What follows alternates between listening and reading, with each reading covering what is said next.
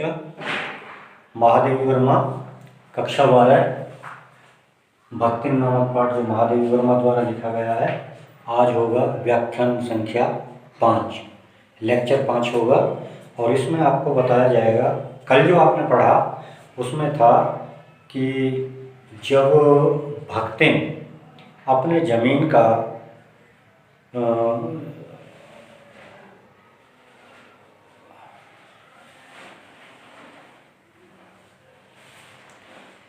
लगान नहीं भर पाती है तो जमींदार उसे धूप में अकेली खड़ी कर देता है, जिससे लक्ष्मी जो व्यथित हो जाती है और उसका मन उब जाता है और वो शहर की तरफ जाने का इरादा बना लेती है। घुटी हुई चांद को मोटी मैली धोती से ढाके और मानो सब प्रकार की आहट सुनने के लिए कान कपड़े से बाहर निकाले हुए भक्तिन जब मेरे यहाँ सेवक धर्म में दीक्षित हुई, तब उसके जीवन के चौथे और संभवतः अंतिम परिच्छेद का जो अर्थ हुआ उसकी इति अभी दूर है। अब जो है ये लेखिका कहती है महादेवी वर्मा, क्योंकि लक्ष्मी जो है महादेवी वर्मा के पास पहुंच जाती है। भक्तिन की वेशभूषा में गृहस्थ और बैरागी का सम्मिश्रण देखकर मैंने शंका से प्रश्न किया, क्या तुम खाना बनाना जानती हो?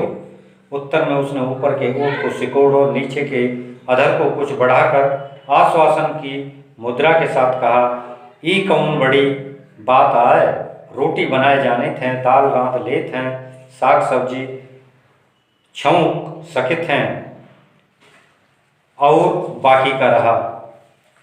महादेव वर्मा के पास भक्तिन पहुंच जाती है। उसकी वेशभूषा को देखकर कहते हैं कि वे तो देखने में ऐसे लगती जैसे कोई साध्वी हो, लेकिन जब वो नौकरी करने के लिए आई तो उससे पूछ लेती है महादेव वर्मा, क्या तुमको खाना वगैरह बनाना आता है? तो वो अपनी भाषा में जवाब देती है कि ये कौन बड़ी बात है, ये खाना भी बना लेते हैं, सब्जी भी छान लेते हैं, रोटी भी बना लेते हैं।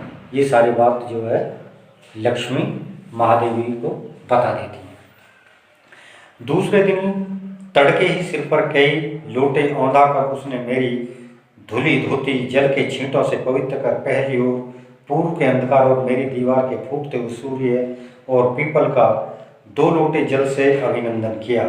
2 मिनट नाक दबाकर जप करने के उपरांत जब वह कोयले की मोटी रेखा से अपने साम्राज्य की सीमा निश्चित कर चौके से प्रतिष्ठित हुई, तब मैंने समझ लिया कि इस सेवक का साथ टेढ़ी खीर है। अपने भोजन के संबंध में नितांत चीतराग होने पर भी मैं पाक विद्या के लिए परिवार में प्रख्यात हूँ और कोई भी पाक कुशल दूसरे के काम में नुक्ताचीनी बिना किया नहीं रह सकता। पर जब छूत ना पाक पर प्राद देने वाली व्यक्तियों का बात बात पर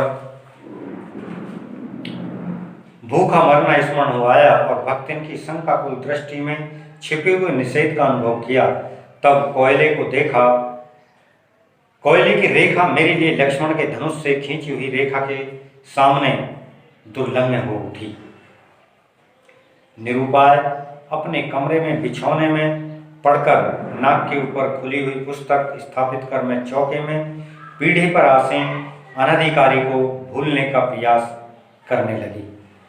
अब जो है लक्ष्मी महादेवी जी के साथ रहने लगी और उसने देखा कि वो सुबह ही उठकर जो है पूजा अर्चना करती है, तो इस बात को देखकर कहने लगी महादेवी के भी इसके साथ जो है निभाना बहुत टेढ़ी खीर हो जाएगी। भोजन के समय जब मैंने अपने निश्चित सीमा के भीतर निर्दिष्ट स्थान ग्रहण कर लिया, तब भक्तिन ने प्रसन्नता से लबालब दृष्टि और आत्मतुष्टि से आप्लावित मुस्कुराहट के साथ मेरी फूल की थाली में एक अंगुल मोटी और गहरी काली चित्तीदार 4 रोटियां रखकर उसे टेढ़ी कर गाढ़ीदार परोस दी। लक्ष्मी ने महादेव वर्मा के सामने अपने हाथ की बनी हुई रोटी और उसने जो दाल बनाई थी वो बहुत ही गाढ़ी थी, महादेव वर्मा को खाने के लिए परोस दी। पर जब उसके उत्साह पर तुषारापात करते हुए मैंने रुआ से भाव से कहा, यह क्या बनाया है? तब वह हतबुद्धि हो रही। रोटियां हतबुद्धि मीन्स बुद्धि।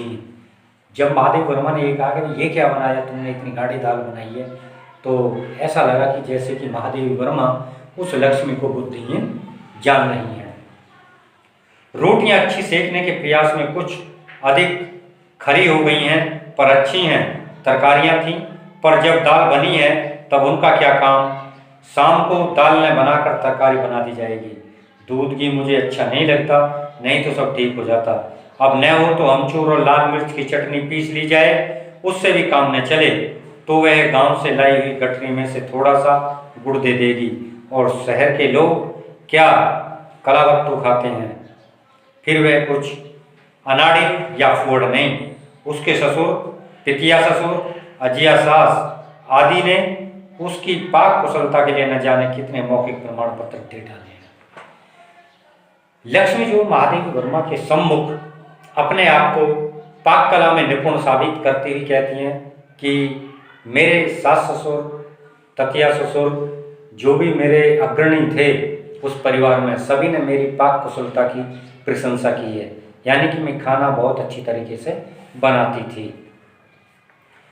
भक्तिन के इस सारगर्भित लेक्चर का प्रभाव यह हुआ कि मैं मीठे से विरक्ति के कारण, बिना गुड़ के और घी से अरुचि के कारण रूखी दाल से एक मोटी रोटी खाकर बहुत ठाठ से यूनिवर्सिटी पहुंची और न्याय सूत्र पढ़ते पढ़ते शहर और देहात के जीवन के इस अंतर पर विचार करती रही। अलग भोजन की व्यवस्था करनी पड़ी थी।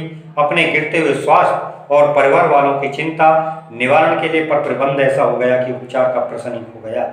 इस देहाती वृद्धा ने जीवन की सरलता के प्रति मुझे इतना जागृत कर दिया था कि मैं अपनी असुविधाएं छिपाने लगी। सुविधाओं की चिंता करना तो दूर की बात।